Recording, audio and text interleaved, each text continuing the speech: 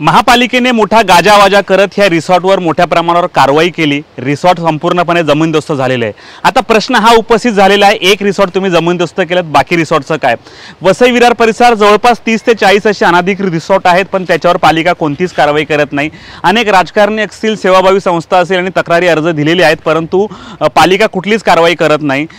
तर सामाजिक कार्यकर्ते टेरेन्स त्यांनी देखील एक जनहित याचिका दाखल केली होती आणि ह्या जनहित याचिकेमध्ये त्यांनी महापालिकेने प्रतिज्ञापत्रामध्ये लिहून दिलं होतं की वसई विरार परिसरात जवळपास 30 अनाधिकृत रिसॉर्ट आहेत। मग 2020ला जर महापालिका लिहून देते तर मग आजपर्यंत कारवाई का नाही केली? जर ह्या आधी कारवाई केली असती तर अनेक लहान मुलांचे जे पोहताना जीव गेले ते वाचले असते।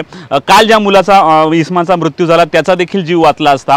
म्हणजे एका रिसॉर्टला वेगळा नाही आणि दुसऱ्या रिसॉर्टला वेगळा नाही का, अशी परिस्थिती आता निर्माण झालेली आहे। मुख्यमंत्र्यांनी स्वतःचा इगो ठेवून ही कारवाई केली असा आरोप त्यांच्यावर होतोय, परंतु आता इतर रिसॉर्टवर देखील कारवाई व्हावी। इतर रिसॉर्टमध्ये देखील मोठ्या प्रमाणावर अशाच प्रकारचे अनैतिक धंदे चालत असल्याच्या तक्रारी गावकऱ्यांनी सांगितलेल्या आहेत। अनेकांना परवानगी देखील नाही, अनेक रिसॉर्टमध्ये खुल्या मद्य विक्री देखील केली जाते। मुंबई आणि आसपासच्या परिसरातून लोक येतात, मजा मारायच्या नावाखाली इकडे अक्षरशः हौदोस घालत असतात। मग अशा रिसॉर्टवर कारवाई कधी होणार हे पाहावं लागणार आहे। रात्री ही 3:30 वाजेपर्यंत कारवाई सुरू होती।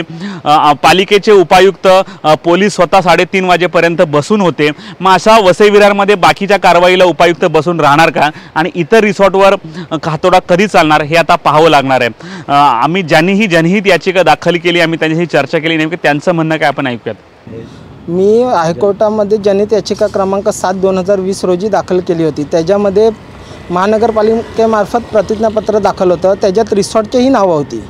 तर 2021 साली गंगाधरन डी जे आयुक्त होते, त्यांनी लिहून दिलेलं की मी कायद्यानुसार कारवाई करीन, पण आज तक त्याच्यावरती कोणत्याही प्रकारची कारवाई करण्यात आली नाही आणि तोडक कारवाई केलेली पण नाही आहे अजून। जर तेव्हाच जर तोडक कारवाई झाली असती तर अनेक लोकांचे जीवसुद्धा वाचले असते। आज मोठ्या माणसाचा माणूस मेला त्याच्यामुळे त्याच्यावरती कारवाई झाली, पण अनेक लहान मुलं जी मृत्युमुखी पडले तेव्हा का नाही कारवाई झाली? सामान्य माणसाला या जगात न्याय नाही आहे का? त्याचे 40 एक रिसॉर्टची नावं होती, पण आज तक त्याच्यावरती एकही कारवाई करण्यात आली नाही।